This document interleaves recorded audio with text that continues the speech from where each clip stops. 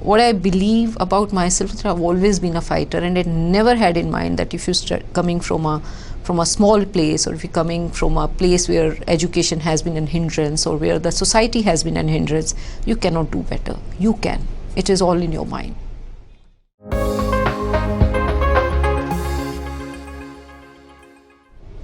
Hi, I'm Harjinder Kaur Talwar. I am MD and CEO of Comvision India Private Limited. I founded my first business 24 years ago. Today I'm there with Backstage with Millionaires, and I want to share my story with you. So I was born in a small town of Haryana called Jugaad. I was from a family of landlords, and we had huge lands, and obviously the focus of the family was that if a daughter is born, she should be very pretty, she should be very tall. The community that I am from, women are usually very tall, fair and beautiful, and I was not. I was very short, and but I was a very, very intelligent girl when I was in my school. And one thing which always bothered me, despite being so intelligent and despite being academically very bright, that I'm not as beautiful as my cousins are. And I would usually talk about this to my mother, who would just listen and leave it there. But I would talk about this to my father, and I would say that I'm very short. And his reply always would be, "Kad chota te kyo ya kursi uchi lala," which means, so what if you're short? Reach out for the high chair in life. And I always sort of lived by that, because that is something which I got deep in my mind. And whenever I would go out to him and say, I'm not very tall, I'm not good looking, he said, take the high chair, that will make you sit higher and better than your all cousins who are very good looking. And I was always under the impression that the women who are very good looking, or the women who are who speak less, or who are not probably as bright in academics, they will do better in life, and they'll be easily married, because that was the only focus which was given to us in our life, that eventually you have to get married and you have to be doing well for the kids. So much so that I used to think probably the speechless women get married easier. If there's no speech, they'll get married easier.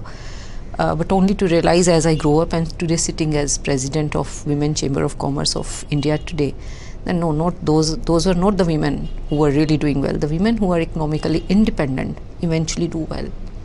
I studied in this small place, Jean, in a school where we are studying there. It was all taught to us in Hindi medium, the local language. There was no English when we were studying. In 10th, I topped, obviously, the state, and I was doing very well academically again. Came to college and did my 12th from the local college there, which was a government college. And there again, being a woman was as if it was a crime, that you are a girl and you have to go with your head down in the college, and you have to come out with your head down. The moment you do any extracurricular activity, you would be looked at as somebody, that how could a girl be like this? And I was very bright in an all-rounder. I would be the university color holder in dancing. I would be a university color holder or roll of honor holder for my dramatics. And my name would appear on the boards of every school and college that I went to. I got a national scholarship, though my family was a rich family. That 500 rupees the government gave me because of my extra success in academics. And I was very happy that I have added to my earning. That 500 rupees meant a lot to me, because it was something that I had earned. I had earned because of my capability. But I was discounted in that small town, and only force behind me was my dad, my father. He would always push me, and he always knew that, I was one girl of his. We are three sisters. I was one girl, daughter of his, who would do something in life and who would be listening to him and would do well, basically. Then we sort of came to Delhi for my higher education, and I got into computer science. Those days, computer science was not being done by girls. There were just 4 colleges who were doing computer science in those days. And I took admission, and I went into the class. The first day I went into class in Delhi, I realized that I was lagging behind. Why? Because the teacher would talk to me in English, and I would not know a word of English there. I had studied all my life in Hindi, the local language. As I understood nothing, obviously my grades fell, and I couldn't do very well. I was mocked at by my classmates. what I believe about myself is I've always been a fighter, and I never had in mind that if you start coming from a small place, or if you're coming from a place where education has been an hindrance, or where the society has been an hindrance, you cannot do better. You can. It is all in your mind. So by the third year, when I reached the college, obviously I could understand everything the teacher was saying, and I did fairly well in my total percentage in graduation was some 70% plus, which was good. I mean, I won't say that it was really bad. And then I told my dad that I want to get into business right after my graduation. I did few specialization courses in my computers, because computer had become my passion then. And I said, I want to do business. And he said, okay, please tell me, what is it you want to do? I said, I want to start specialized training for the corporates, computer training, because this just come in India, and I realized that if it is a requirement for the students, there are existing executive base which will need this training, so I want to train them. He says, fine, do investment. There is an office of mine, you take the front side and start your business. And he said, I'll give you money. I said, no, I don't want money from you. I was a very high self-esteem girl and never wanted money from my dad. So I, with the help of my dad, I got the loan from the bank, which was approximately $4,000. I took that loan very happily because it was not a very big amount. And then the monthly installment I had to give back was $105 a month, and that too after 3 months of my business, because that was the payback. And I was dead sure that I'll be able to manage it. I'll be able to do it. It's hardly any amount to be given back. And then 6 months passed and I couldn't pay a penny back to the bank. My debts were high. I couldn't pay back to my employees.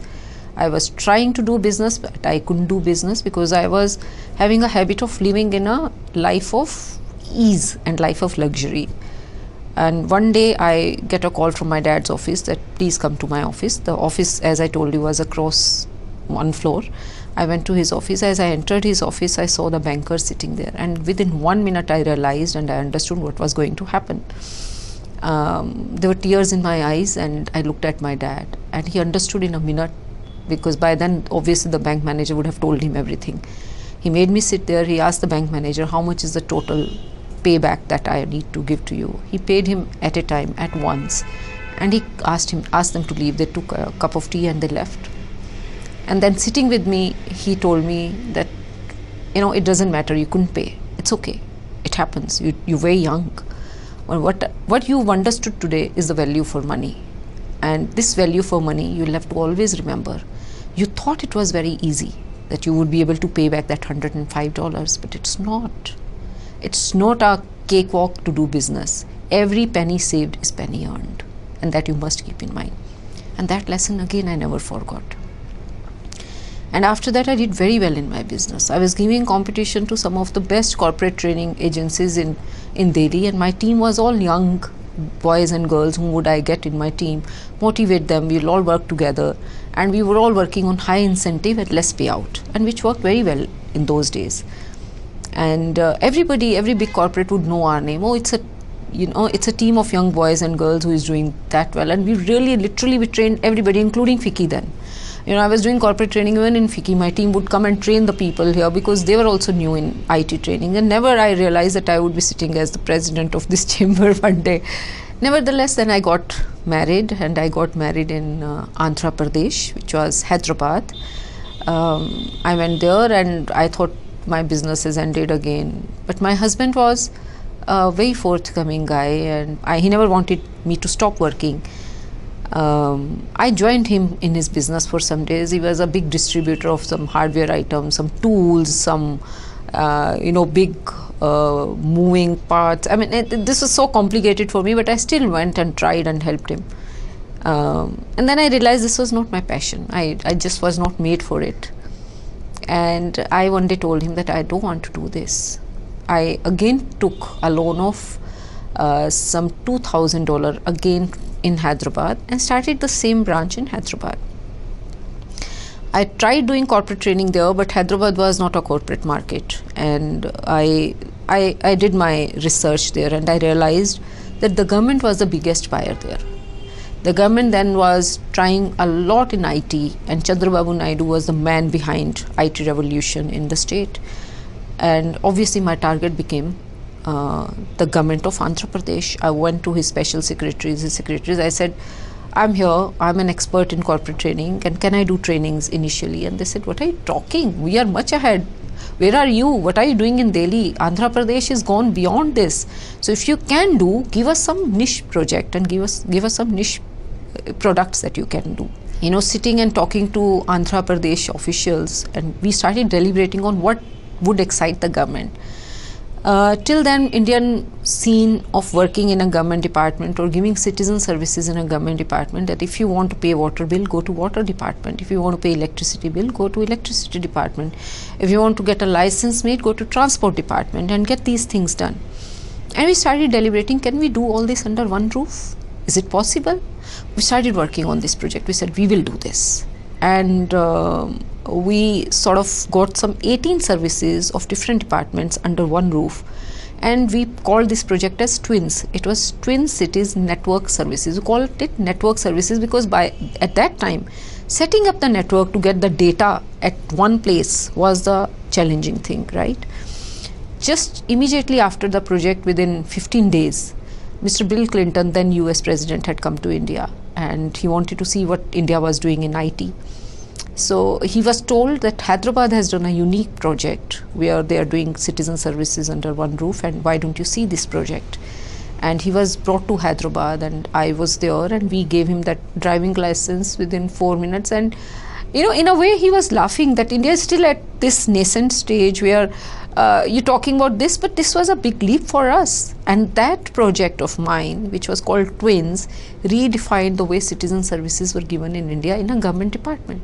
All the other government departments then adopted that model, and they said, yes, if we need to give citizen services, why should a citizen go from place to place? And that became the blueprint for other state governments to be adopting it and doing that project in India. I diversified, and we did some JVs with world leaders for technology. With the domain expertise that I had gathered working with government, how to deal with government, how to get the work done was a major strength with me. I came into intelligent traffic and transport business. E-toll, tolling solution, highway traffic management solution is what then we did, and we got into this solution. Since I was in the business of intelligent traffic and transport, many a times I felt that when I enter into a room or a chamber full of men, where there are men and I'm the only woman talking about some subject or some discussion, there are doubts in the mind of the people around me, because there's a very technical subject and they do not expect a woman, that too in India, to be interacting on this subject. It's only when I open my mouth, then they realize and understand, no, I know my subject. Women usually are not the ones who will simply go into a room and talk unless they know the subject. So that's the strength of a woman. I would say that when I enter in such a room where there has been such situation, so I had actually in a way started on a negative note, because my convincing had to be two-pronged. One is I had to clear his doubt in the mind of that man that no, I know the subject. Two, I have to convince him about the product that I am selling.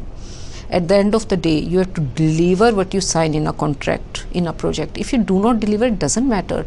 You could be XYZ, anybody, it doesn't matter. So I think it's very important for anybody to understand that I am a business entity at the end of the day. I'm not a man or I'm not a woman, and I need to deliver what I need to deliver. I've seen and I've spoken at many places where women, they get guilty about their taking care of kids when the kids are growing, and they do not know or they do not understand how can they create a balance between family and business. Many a times I tell them that men are never asked this question. Yeah, why are they not asked? They also have kids, they also have family, and they're equally responsible, and both of them have to be together in taking care of everything. It is all in your mind. You don't have to stop your growth because some of the family or you have a guilt. I think it's an escape route. You just think that there is a guilt in my mind. No, it's your escape. You want to be avoiding doing, taking that leap in your life. Remember one thing, if you leave everything today for your children, after 20-30 years, when they've grown up into a professional, independent professional, and your husband is also grown and he is doing very well in his own career and business, because everybody will, whosoever is working will grow well. You don't want to be telling them when you want to participate that ma, you do not know, and you have to take care of yourself. Nobody will take care of you. You have to be the master of your own life. You cannot think that your son, today you're spending time with your son, and why do you expect your son to be doing very well? We always have this problem that we think, I will make my son this, and we want to be very pushy about it. Make yourself this. Why are you expecting your children to be doing what you probably had hidden desire in you? I think that's my perspective of looking at life. As I was working, then obviously there are many recognitions which came my way for doing this project in Andhra Pradesh and for doing many other things. There was an award given by my own community called World Sikh Award, and the day I was declared to have this award, my son told me, "Aap duniya ki sabse badi sardarni ho." Sikhs are, sometimes there are many jokes on Sikhs, which he meant in English that you're the biggest Sikhni in the world, and he was laughing at me, and I was like, okay, I am. But that was one award which really is very close to my heart, and I got some international awards which were really nice to be interacting with the women at international level, and really nice to be talking to them as an Indian, and when they look at you, they feel Indian women are only into HR, they are only into executive kind of jobs, or they are only into administration. And when they look at a woman who is in technology and who is done well and who has had her own product and her own company, it's they sometimes get surprised. And I was also very pleasantly surprised to be discussing with one woman in one such international conference, where she said that we want to learn Jugaad from India. I said, do you know what Jugaad is? She says, yeah, that is doing anything. You succeed in achieving anything by hook or by crook, by any means you achieve. And that was a big learning from me, that the world is talking about India, and we sitting in India, if we do not adopt this Jugaad and do things what we want to do, I think we are lagging behind. We do not know our strengths, and our strength being in Indian is that we can achieve if we want to do anything and everything in life. It is not difficult. Being from a small town, I always thought that probably it's a prerogative of only the women from established business families to be sitting at the position where I'm sitting today. Never thought that God would be kind to give me this position, but today I'm sitting as president of only Chamber of Commerce for women in the country. I want to do a lot for the women coming from grassroots, for the women who are there in the middle level, who are sitting, who've been wanting to do something, and they still want to do a lot more, and they still want to be entrepreneur. I want to give them that direction, that roadmap, and tell them whatever I can tell them out of my experience. And the women sitting at the top level, I want to make sure that the women become those corporate board women who are effective corporate board women. This should not be merely seen as a woman who is sitting on board and doing nothing. It should be a woman who is sitting on board and giving intelligent input to the board. So that's the strength that I want to give to women of the country. So that was my journey, which I shared with you. If you like my story, share it with your friends who you feel will get inspired from this story. If you have any questions or any feedback to give, please give it below the video, and I will get back to you if there are any questions from your end. Thank you so much.